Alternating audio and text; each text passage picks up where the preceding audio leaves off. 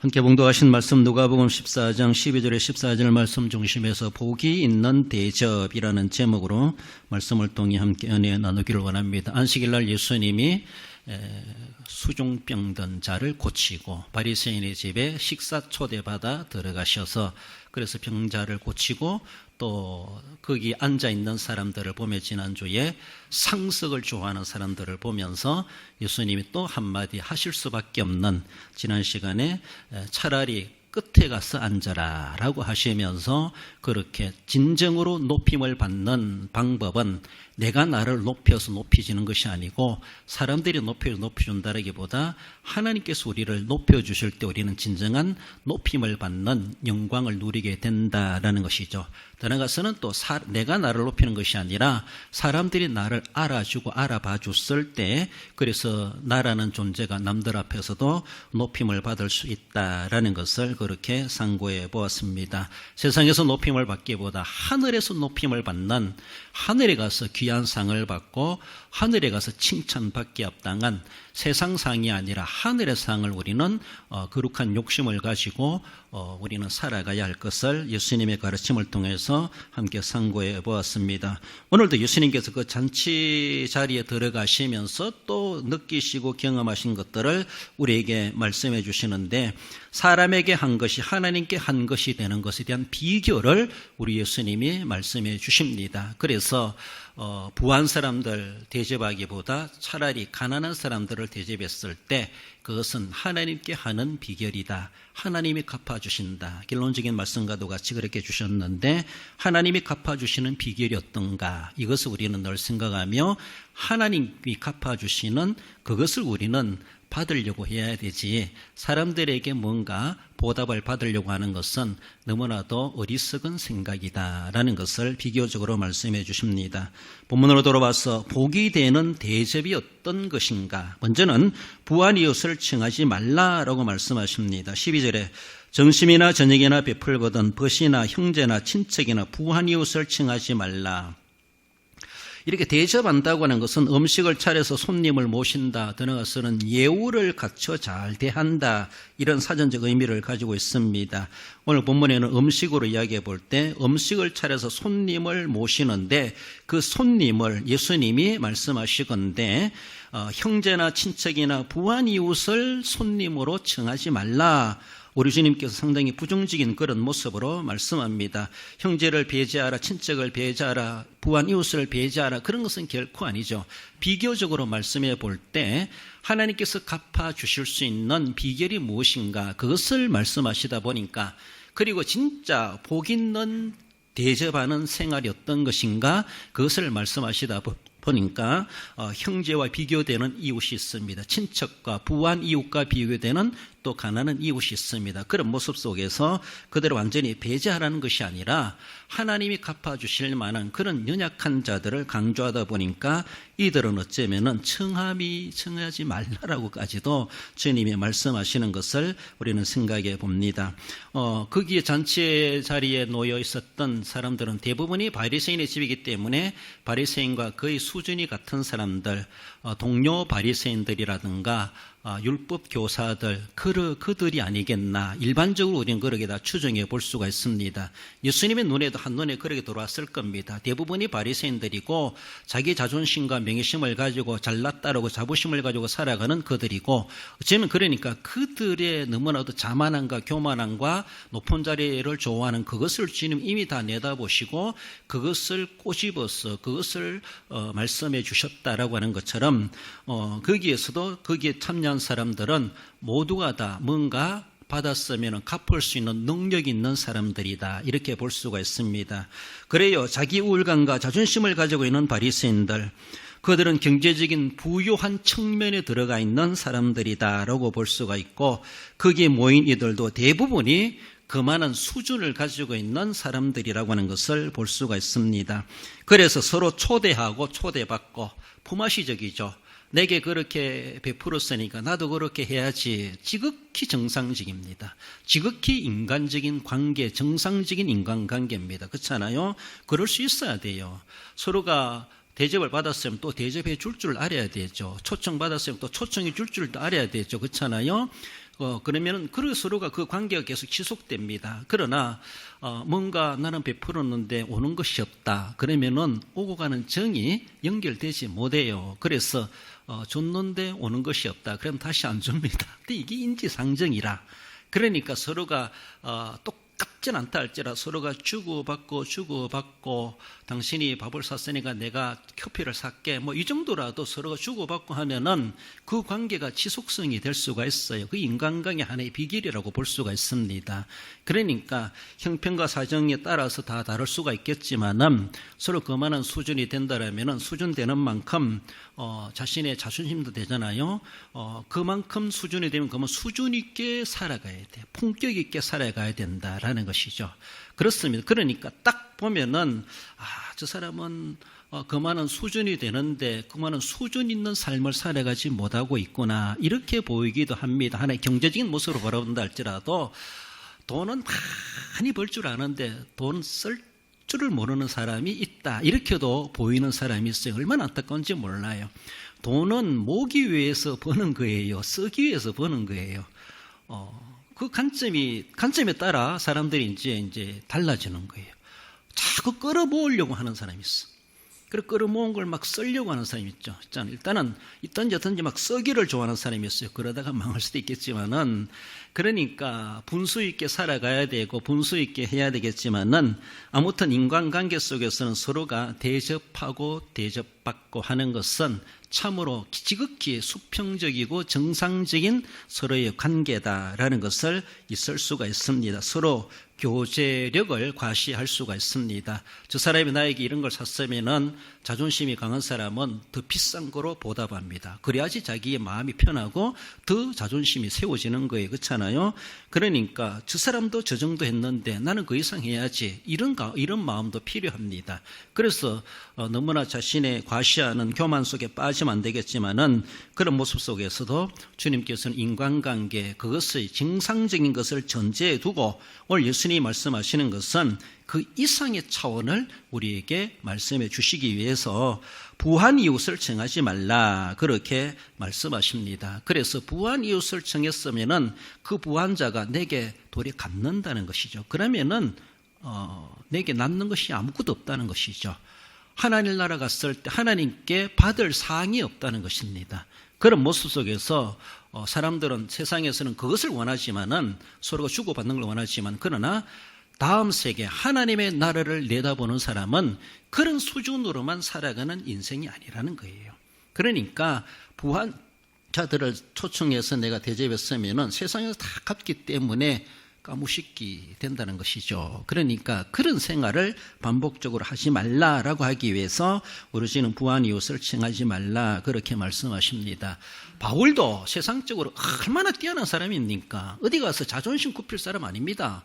자기 외적으로 자랑하려고 하면 끝도 없다라고 말할 수 있고 어디 가도 2등 가면 서럽다고 할 만큼 세상적 배경을 가지고 있는 사도 바울이에요.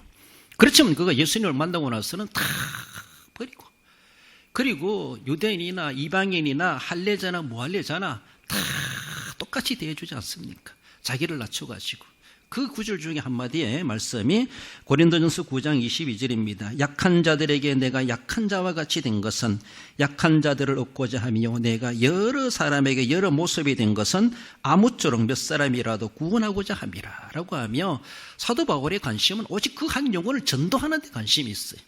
전도하기 위해서 대접한다는 것이죠. 전도하기 위해서 약한 자의 눈높이를 맞춰준다는 것이죠.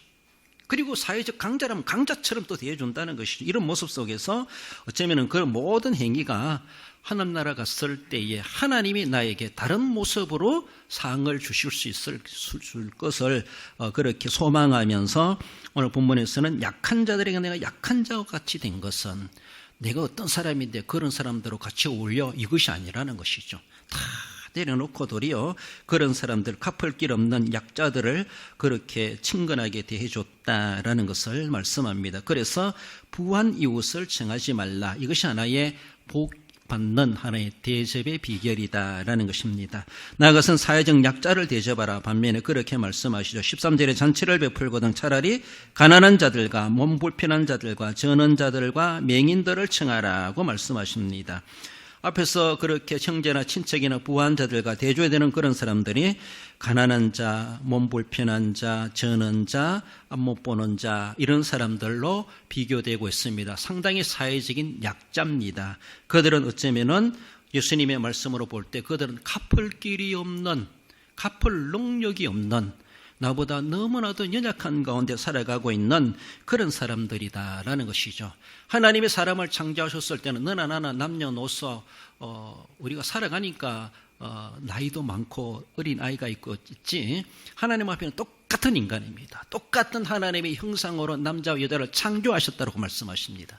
그러나 세상 살아가면서 죄악된 세상에 살아가다 보니까 여러 가지 건강도 차이가 있고 나이도 차이가 있고 또 빈부 차이가 있고 생각 차이도 있고 사상 차이도 있고 온갖 여러 것들이 막 혼란하게 똑같은 인간이면서도 동일한 하나님의 형상을 이어받았으면서도 불구하고 정말로 그들의 종교가 다르고 생각이 다르고 상태가 다르고 가진 것이 다르고 여러 가지 인간 역사 가운데 신분과 빈부 차이가 생겨나는 것이 자연스럽게 이루어졌습니다. 그러다 보니까 몸 불편한 사람도 있고 가난한 사람도 있고 앞 못 보는 장애인들도 있고 게을러서 가난했지 이렇게 말하지 말고 살아가다 보면은 이럴 수가 있었다는 것이죠. 그렇습니다.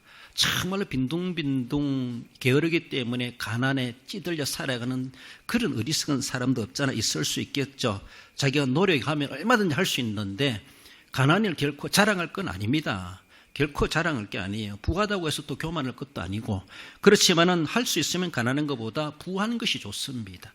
그것이 하나의 또 복 중의 하나이기도 합니다. 그러므로 우리가 할 수 있으면 건강해야 되고, 저희 아버님의 녹음하는 걸 제가 녹화하는 걸 들어보니까 사람이 살아가면서 두 곳에는 가지 말아야 된다 이렇게 말씀하시는 거 들어보니까 살아있을 때 병원에 가지 말고 죽어서 지옥 가지 말고 이 두 가지를 말씀하시더라고요. 그래서 살아서 병원에 안 가면 좋은데 내가 병원에 갔다 왔다 이 말씀하시면서 이제 그렇게 말씀하시더라고요. 여러분들 살아있을 때 병원에 가지 마세요. 저도 안 가야 되는데 죽어서 절대로 가지 말아야 될 곳은 지옥이다 이렇게 말씀하시더라고요. 맞아요. 우리가 살아서 병원에 안 가면 좋겠지만 어쩔 수 없는 인간이에요. 그러니까 여러 가지 어려움도 있고 건강상의 문제도 있고 또 물질적인 문제도 있고 그렇지만 세상에서는 병원에 갈 수도 있고 요양원 더 갈 수 있고 입원할 수도 있고 어려움 당할 수도 있지만은 정말로 가지 말아야 될 것 죽어서는 지옥은 가지 않도록 해야 된다. 절대라고 생각해 볼 수가 있습니다. 병원에 가고 안 가고는 우리 상태에 따라 다를 수 있겠지만 아무튼 그렇습니다. 그러면 인간 역사에 원치 않은 이런 일들이 우리에게 살아가는 동안에는 있습니다. 천국에 살아가는 믿는 우리 모습이 아니에요. 그러면서도 이 세상에 항상 가난한 사람들이 있어요. 항상 나보다 못한 사람들이 있고 나보다 몸이 불편한 사람들이 있습니다. 나의 도움을 필요로 하는 사람들이 있다는 것이죠. 예수님의 말씀은 사회적 약자는 항상 있다. 항상 있다. 그러므로 그들에 대해서 우리가 하나님의 사랑과 하나님의 긍휼과 하나님의 인자하심을 가지고 그들을 하나님의 마음을 가지고 그들을 대해 줄 수 있어야 된다라는 것을 강조하시는 그런 모습입니다. 오늘 본문에 바리새인이 초청하려면은 자기 동료 같은 그런 바리새인들 잘났다고 하는 사람들을 모시기보다 차라리 예수님이 말씀하신 것처럼 가난한 자들과 몸 불편한 자들과 저는 자들과 맹인들이 거기 한그석 들어 앉아 있었다면은 예수님이 이런 말씀까지 할 필요가 없을 거예요.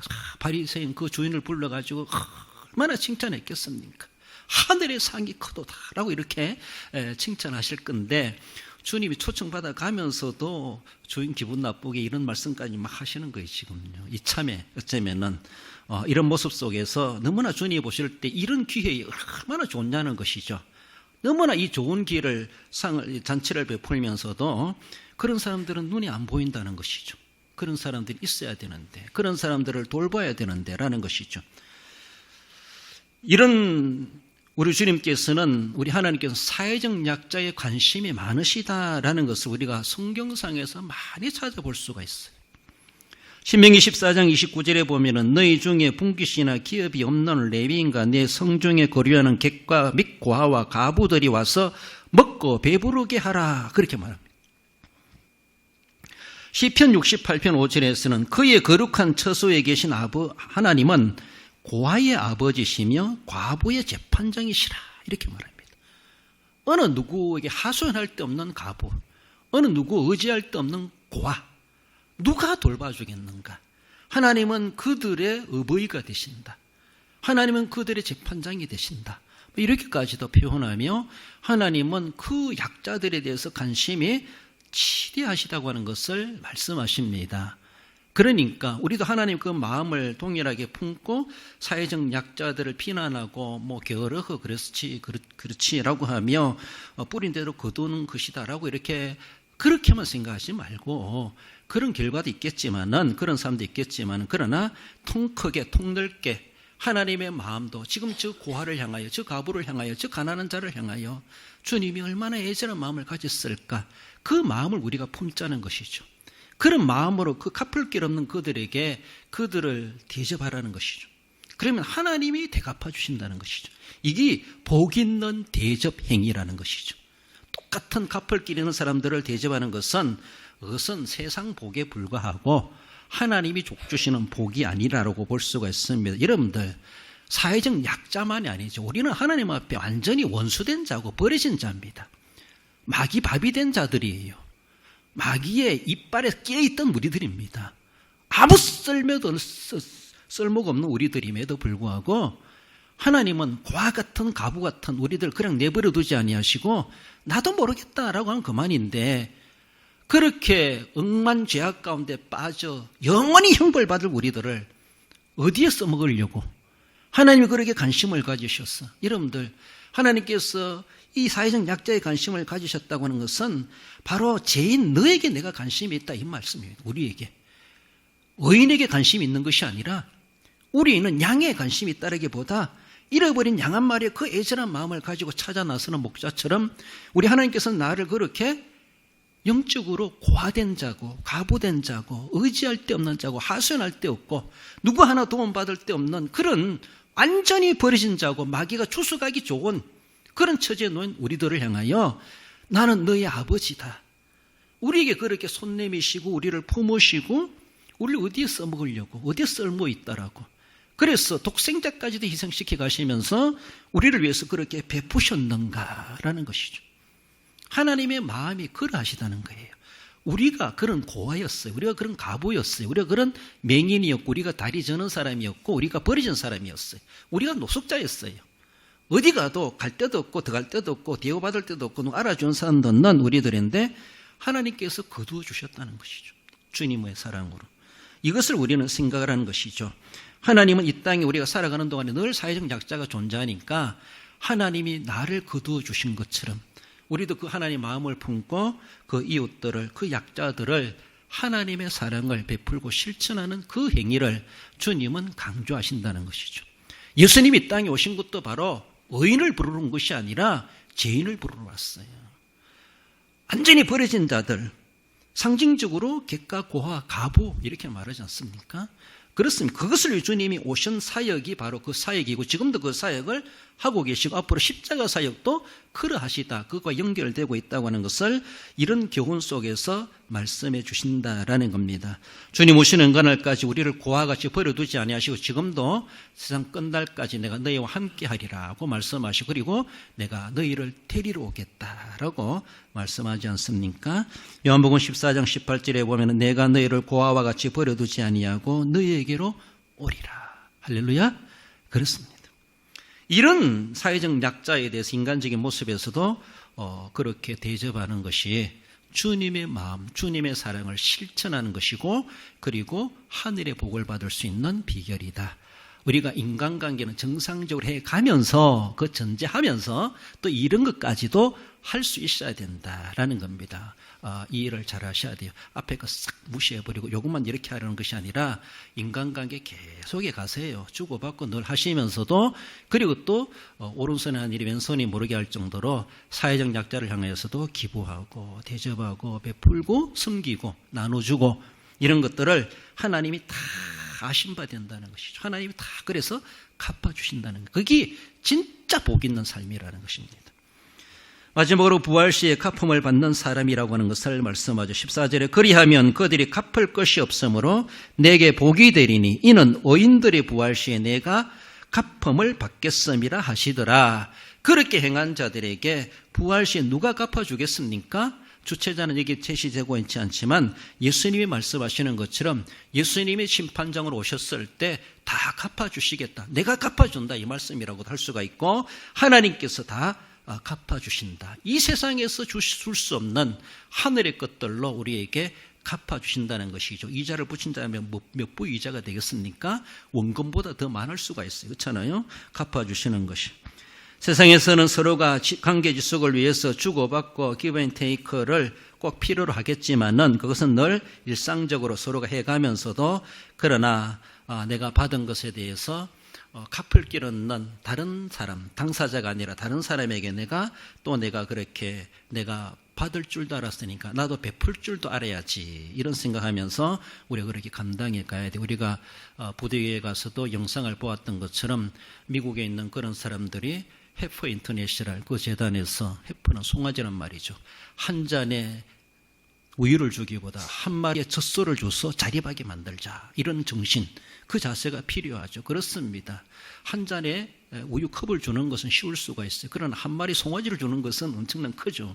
그래요. 그러면서도 그들은 가진 자로서 최병국 전쟁이 끝난 우리나라에, 전쟁 중인 우리나라에 그렇게 송아지 떼들을 그리고 짐승 떼들을, 벌떼들을 우리에게 경제 기반이 되게 하시도록 연세 우유가 거기에서 시작됐다 이런 말을 나와요. 그래요. 그래서 우리는 낙농국으로서 세계의 우유 생산국으로 상당히 손꼽히지 않습니까? 이제 와서는 그 기반이 있었다는 것을 우리는 생각해야 돼요. 그래서 우리나라에서 네팔에 젖소를 그렇게 보내기도 했다. 이렇게 이미 방송된 것처럼 그렇게 하는 것처럼 그래서 우리가 사회적 약자에 계속 베풀어 줬을 때 결국 우리가 주님의 이름으로 행하면 우리 주님께서 우리에게 다 갚아주신다는 것을 그렇게 말씀하십니다. 진짜로 뭔가 좀 할 줄 알아야 될 사람인데 그런 위치에 있으면서도 안 하는 사람이 있어요. 나는 원래 가난하니까 오래이 받는 줄 알아. 그래서 나는 갚을 길 없으니 그저 잘 받아 먹으면 의무 다 하는 거냐. 이렇게 당연시하는 사람도 참 그것도 못된 버릇이다. 그런 생각이 들어요. 남 상 받긴 하겠지만 하나님 앞에 가면은 너 평생 거지로 살았나? 이렇게 물으실 거예요. 너 뭐 했냐? 라고 말할 거예요. 그렇잖아요? 그런 모습 속에 내가 남들만큼 부하지 못하다 할지라도 남이 나에게 베푼 만큼 내가 그만큼 다 보답을 못한다 할지라도 그 정신만큼 흐리지 말아야 되지. 송아지 받았으면은 우유 한 컵이라도 대접할 수 있어야 되지. 그렇잖아요? 그런 모습 속에서 난 의뢰인이 사회적 약자니까, 난 가난하니까, 나는 가난한 목회자니까, 난 가난한 성도니까, 난 가난한 이웃이니까 의뢰인이 받아야지. 뭐 아주 당당한 것 같아요. 그거 잘못된 버릇이다. 이런 생각이. 그래서 내가 받았으면은 콩조각도 나눠 먹는 것처럼 그런 정신 자세가 그것이 복 있는 삶이라는 것이죠. 많이 있으니까 베푸는 것이 아니라 나도 부족하지만 그래도 나보다 또 빈곤한 사람이 있으니까 우리가 떼어주자, 나눠주자 이런 자세 속에서 베푸는 정신 그것을 주님은 그렇게 강조하십니다. 신명기 14장 29절 하반절에 그리하면 내 하나님 여호와께서 내 손으로 하는 범사에 내게 복을 주시리라. 24장 19절 읽어봅시다. 내가 밭에서 곡식을 벨 때에 나그네와 고아와 가부를 위하여 남겨두라. 그리하면 내 하나님 여호와께서 내 손으로 하는 모든 일에 복을 내리시리라. 아멘. 우리나라도 감 다 따지 말고 꼭대기는 까치 먹도록 내버려 두자 이렇게 말하는 것처럼 그래 날쯤성이라도 먹을 것이 있으면 좋겠는가. 대추나무에 참새들이 와서 자꾸 쫓아 먹더라고. 이놈들 하면서 막 홀쳐냈는데 익은 것만 쫓아 먹더라고. 익은 것. 그러니까 또 떨어지고. 그렇지만 아무튼 말씀처럼 나그네와 고아와 가부를 위해서 이삭 다 거두오지 말고 그냥 흘려두라는 겁니다. 그럼 이삭이라도 주워가지고 생계를 이어가는 그런 사람들이 있다. 주님이 다 알고 계시다는 것이죠. 그만큼 못 거둬들였다고 손해봤다 생각하지 말고 하나님이 수십 배로 갚아주시는 하나님은 그런 하나님이시다라는 것을 우리는 생각하며 들어가서는 극단적으로는 부활 시에 갚음을 받게 될 것이다. 그렇게 그때 가서 정말로 거룩한 영검을 내가 넣은 것보다가 더 왕창 받을 것이다 라는 것을 우리는 소망하면서 그런 믿음으로 복 있는 대접하는 자가 되어야 될 것을 말씀하십니다. 결론적으로 읽어봅시다. 갚을 길 없는 약자들을 청하여 대접하는 일은 하나님이 갚아주시는 진정한 복이 있는 일임을 알고 사람에게 드러내는 일이 아닌 하나님께 칭찬받는 일을 함으로 하늘의 복을 소망하는 성도가 됩니다. 아멘. 진정코 일한 복 있는 우리 성도, 그래서 하늘의 복을 소망하시는 우리 모든 성도 여러분들 되시기를 주님의 이름으로 축원드립니다.